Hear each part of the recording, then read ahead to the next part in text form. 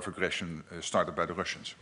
Okay, fourth row in the very center, Interfax Ukraine. Hi. Good afternoon.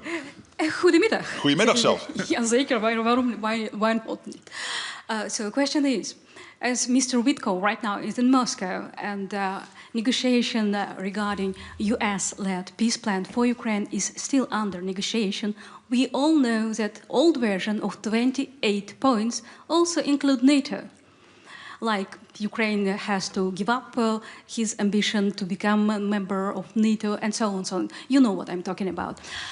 In her speech, President Ursula von der Leyen already said nothing about NATO without NATO. So I would like to know what is your opinion on this. Do you foresee that NATO will step up in this negotiation and when? Thank you. Well, when it comes to the NATO elements, obviously, when it comes to the NATO elements of a deal to end the war against Ukraine, that will be dealt with separately, and that obviously will include NATO. And when it comes to your general comment, I think it is very good that the US has putting forward proposals. You need to start somewhere. You need to have proposals on the table. As you know, both in Geneva and 2 days ago in Miami, talks have been taking place with the Ukrainian side. Indeed, talks today with the Russian side. So we follow that closely, and I think it's really important that the US is leading these efforts, making sure that we do whatever we can to end this terrible war. All right, coming over here, fourth row on the end, R&D. Thank you very much. Here I am, over there. Hi. Sven Christian Schulz with German newspaper network R&D. Kremlin spokesman Dmitry Peskov announced that Russia wants to use the peace negotiations to achieve its goal in the war against Ukraine. So do you want to see Russia, instead of Ukraine, making significant concessions instead of demanding the maximum here? Well, obviously we want the war to end, but with a sovereign Ukraine and a situation where Russia will never ever try again to attack Ukraine. That's key.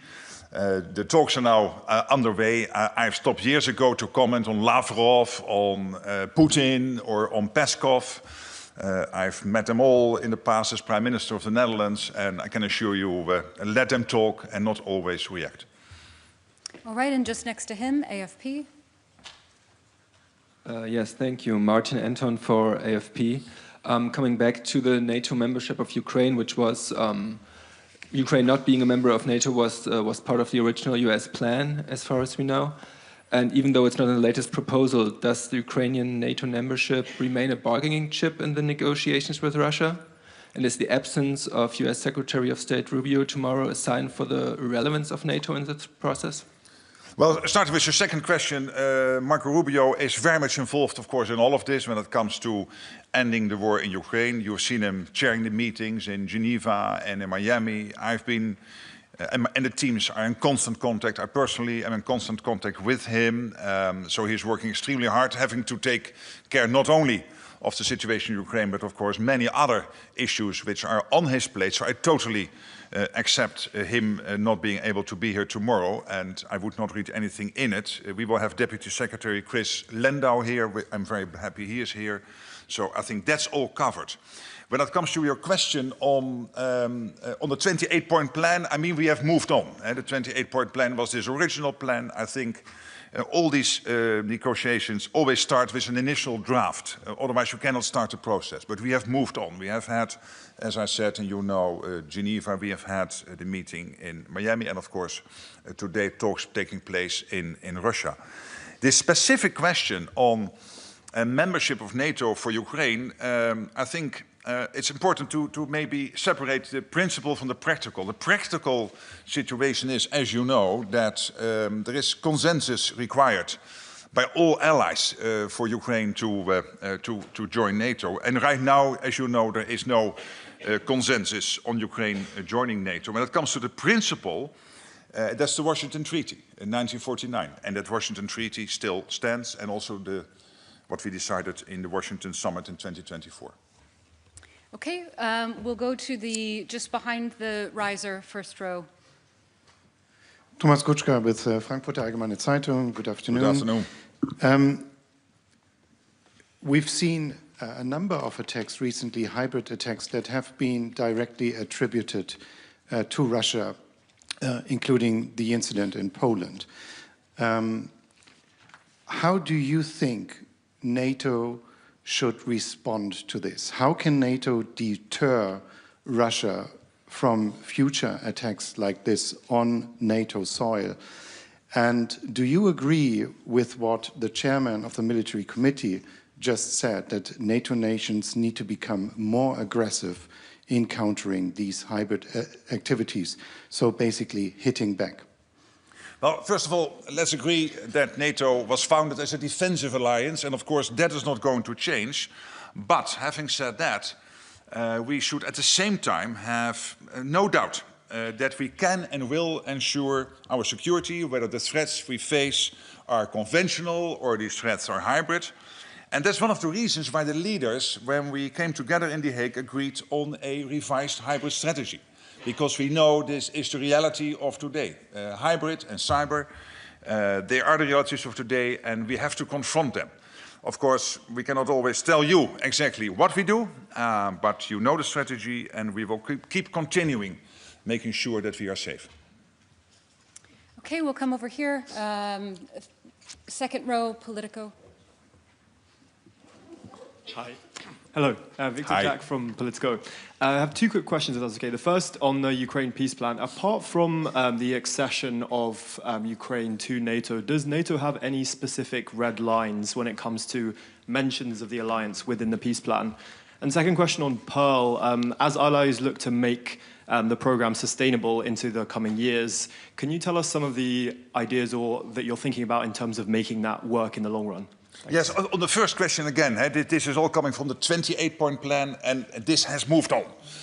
It was good that it was there, because you need to start the process somewhere. We have had a number of meetings, and as I said, when it comes to NATO, and whether that is, anything about NATO is mentioned in a deal to end the war, obviously that will be dealt with separately with NATO, etc.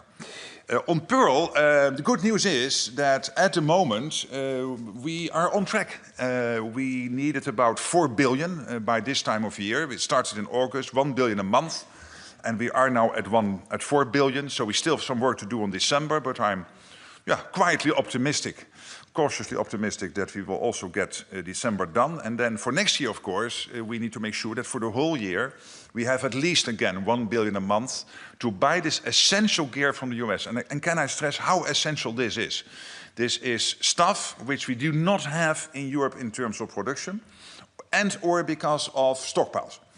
And this includes offensive, but also defensive elements in the packages. And one of the things we will be discussing tomorrow with the foreign ministers are how to take this forward. So I put forward some proposals to make sure that where this year it was cap in hand, and I don't mind going cap in hand, and happily do that for Ukraine. And so many allies have now contributed. We have seen recent announcements by countries like Norway, the Netherlands, and Canada, and others. I think we have now about 2/3 of the alliance participating in Pearl. But we need a little bit more this month, December, and we will get there, and then next year on a more secure footing, so that it costs me less time. But I'm not interested, not important here. If necessary, I will keep on going cap in hand. But we will discuss that tomorrow to get it on a more secure footing. Okay, and just next to him, the woman in the black jacket. Ksenia Polska from Deutsche Welle, Ukrainian and Russian. So going back to the membership of Ukraine, which Ukraine believes would be the best security guarantee for it. What other security guarantees could NATO provide to Ukraine? Or what other security guarantees could NATO be part of? What options are on the table now? Well, of course, I cannot now disclose what is being discussed concretely today, but you've seen some of that debate taking place over the last 3-4 months. And one element of that discussion is the coalition of the willing, under the leadership of France and the United Kingdom, coming together to discuss how, post a long-term ceasefire, or even better, a total peace deal on Ukraine, how to make sure that Ukraine can be supported in a way that Russia will never attack again. So to not make again the mistake we did with the Minsk agreement, where basically Russia was willing to try again a couple of years later with the full onslaught, unprovoked in 2022. You've also heard the Americans saying we want to participate in the security guarantees. I think that was a very important moment in August when that happened. And of course, those discussions are still taking place. We now have to bring the war to a point where it ends. And then, of course, we have to make sure that we hammer out all the details. But a lot of work has been done by the Europeans, also working closely together with the Americans to make sure that post the peace deal, we can have security guarantees in place for Ukraine so that they are as safe as possible. Of course, building on the Ukrainian armed forces as the first layer of defense for Ukraine itself. Okay, we'll finish the end of this row, and then I promise we'll come over here. Руслана Брянська, Громадське радіо Київ. Secretary General, you met yesterday with Denis Shmyhal, the Yes. Ukraine Minister of Defense, yes, and to discuss strengthening Ukrainians' air systems, and were any agreements reached? Yeah, so it was not that we had to reach agreements. It was basically taking stock of the situation. And indeed, air defense systems for Ukraine are, of course, always high on the agenda. The defense systems, but also the interceptors to be used in the systems, through the systems. And this is something which is also central to this Pearl initiative, next to all kinds of offensive stuff. This is an important part of it. There is a lot happening bilaterally, also between European nations and Ukraine, to make sure that Ukraine, and particularly the innocent civilians, but also the civilian infrastructure, is as much as possible protected against these totally crazy onslaughts by the Russians. And we have seen this weekend, again, a sort of, some people are saying again, a sort of record when it comes to missiles and drones hitting Ukraine, killing people. And our thoughts and prayers are, of course, with those families of the bereaved ones, but we want to make sure that we do everything possible. And this was high on the agenda, not to reach an agreement, but really to take stock of where we are and how we can even do more. Okay, coming over here, we'll start with Reuters, second row. Thank you. Andrew Gray from Reuters. Secretary General, does NATO stand by its declaration in Bucharest in 2008 that Ukraine will become a member of NATO? Well, you have seen the Washington summit outcome, which clearly stated that there is an irreversible path for Ukraine into NATO. You know the Washington Declaration that any country in the NATO hemisphere, that means the Euro-Atlantic, can apply for membership. Ukraine clearly applied for membership, but we also know, as I said, and this is a statement of practicality and a statement of fact, that there is no unanimity within the alliance about Ukraine coming in the alliance. And that's one of the reasons when it comes to a future peace deal, we are discussing how, if not NATO membership, how we can make sure that Ukraine is protected in a way by itself, but also with help from others, so that the Russians will not try again. Okay, and just next to him. Hi, Isabel Schäfers, German TV, ZDF. I would like to come back to the peace negotiations because you said that that the plan has moved on and that nothing about NATO will be discussed without NATO. But we all know that the plan can still move on with between the US and Russia. So how sure can you be that NATO will not be part of these discussions? And that does not only include the membership of Ukraine, but also NATO engagement in Ukraine. Will that the outcome be that in the end NATO member countries will have to secure the deal and NATO cannot do anything because it's excluded? Well, first of all, let's hope that we get to a point where there is a peace deal. And at the moment, it is the Americans very much pushing for that, and I commend them, and we are closely coordinating with the Americans and being helpful wherever we can as NATO to get that peace deal done. And of course, they are, as you know, closely in discussions with the Ukrainians. There are discussions today with the Russians. But again, the 28-point plan has moved on, that's clear, and I can assure you when it comes to all aspects of a potential future peace deal on Ukraine, we are closely coordinating with the Americans. Okay, and the third row here, Bloomberg. Andrea Palacciano from Bloomberg. Thank you, Secretary Hi. General. You mentioned that anything pertaining to NATO and the negotiations will be dealt with separately. Can you confirm this has started already? In which format and who will be at the table? Thank you. No, but let me just stick with that statement, because everything I say about the peace process might not be helpful. So the less I say about it, the better it is. But this is just to make sure that you understand, and that, of course, also coordinating closely with the Americans, we make sure that, that this is a separate issue to be dealt with. Okay, and just next to her, we'll go to Greece. Hi, Secretary General Maria Vasiliou, Tanea, Greece. Hi. I suppose you are following the discussions among Europeans on the reparations loan. I would like to ask you whether you share Belgium's position that the reparations loan might be an obstacle to the peace plan discussed.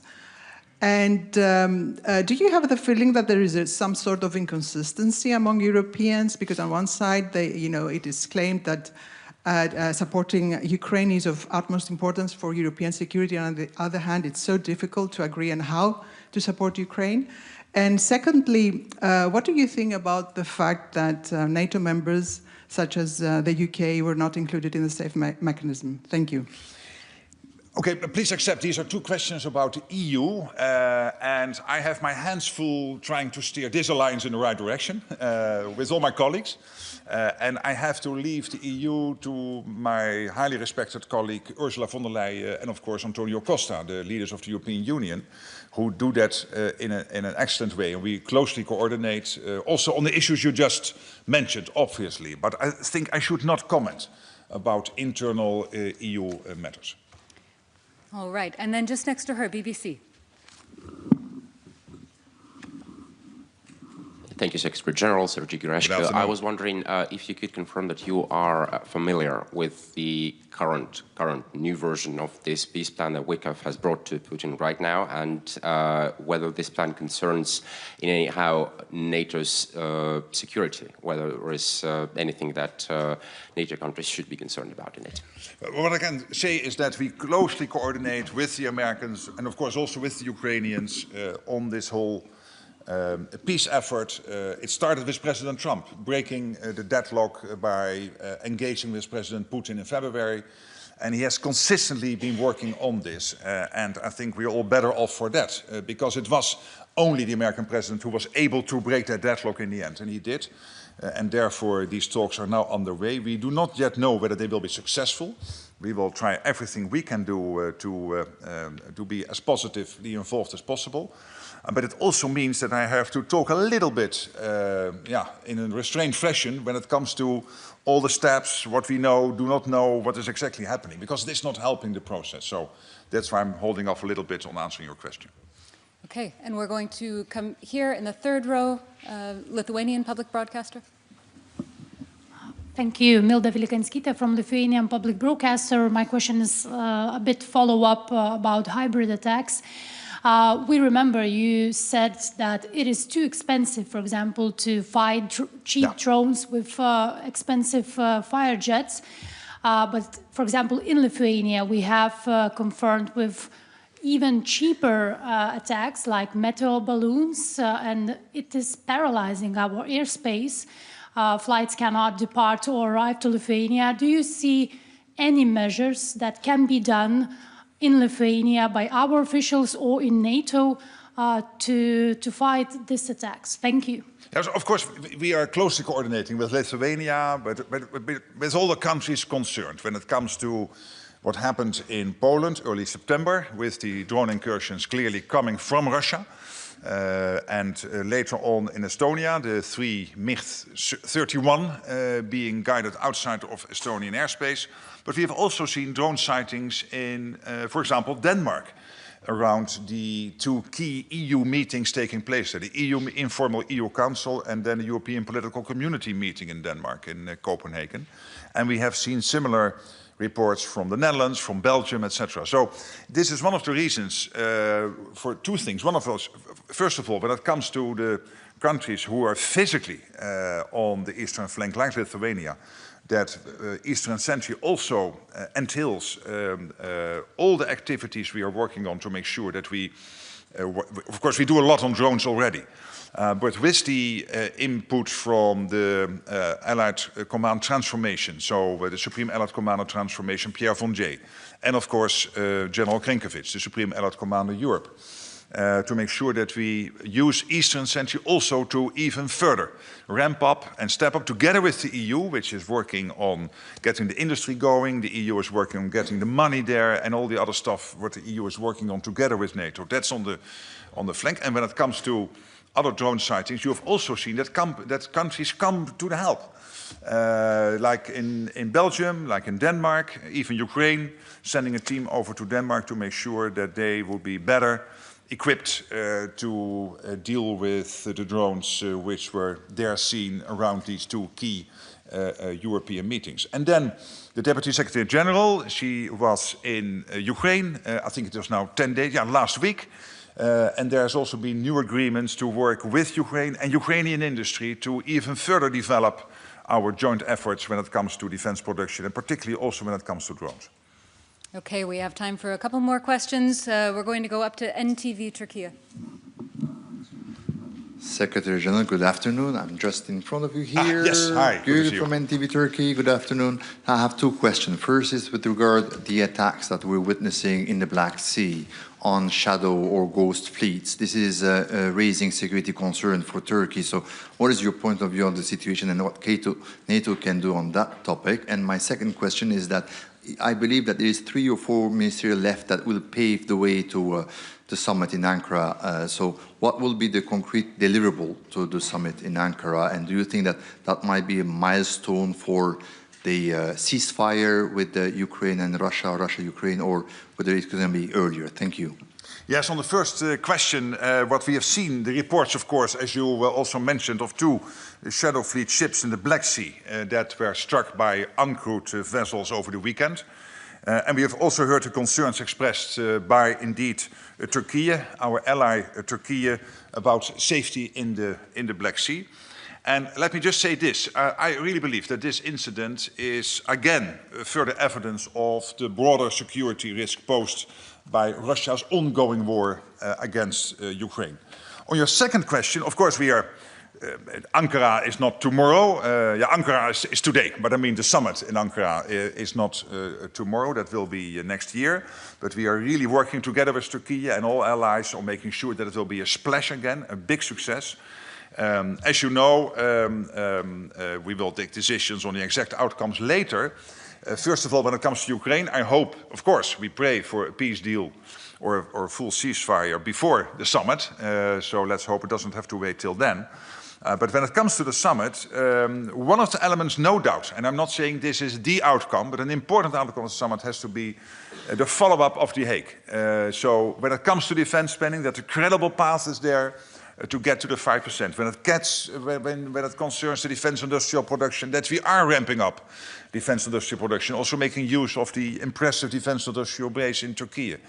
And thirdly, when it comes to Ukraine, hopefully there is a peace deal. If not, that indeed all allies together are working day in, day out to make sure that Ukraine has what it needs to stay in the fight as strong as possible, and then to be as strong as possible also in peace negotiations, if that has not already led to a full peace deal.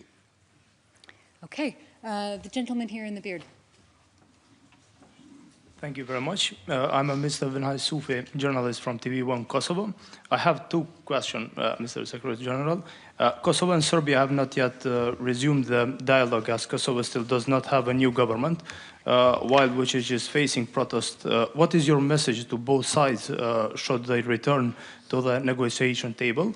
And the second question is, it has been 2 years since the attack in Banjska and 1 year in Iber-Lepans in Zubin Potok. We have the KFOR troops continue to provide security in the 4 northern municipalities, but how do you assess the current situation in the Kosovo? Thank you very much. Well, as you know, on the second question, that for over 2 years we have consistently continued to call for accountability for the perpetrators of the attacks in both Zvečan and Banjska in 2023, to be brought to justice. My predecessor has worked on this with Aleksandar Vučić, the president of Serbia. I did myself. He told me that he would work on this, he would deliver. And we really count on the Serbian authorities to play their part in this respect. When it comes, of course, to the dialogue between Serbia and Kosovo and between Pristina and Belgrade, that's very much EU-led. We follow that closely. And of course, NATO is involved indirectly through KFOR. We try to be as helpful as possible also to that, on that issue. Okay, and then 2 more questions. Second row here. Thank you very much. Ardy Stemening for NOS, the Dutch public broadcaster. Mr. Rutte, you were talking about the summit in Ankara, but to what extent do you actually believe that the current negotiations may result in a peace deal or a ceasefire soon? It's difficult to say. I know that the Americans are doing everything they can to get there. Look at the numbers for a sec.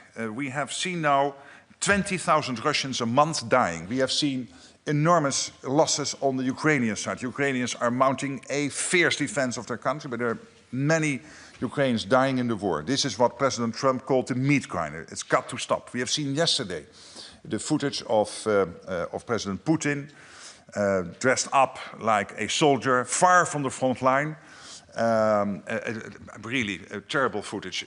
And knowing that he is responsible for 20,000 deaths each month on his side. So we've got to stop this. We've got to stop the meat grinder, and that's why I'm fully supportive of the American effort to get the war to an end.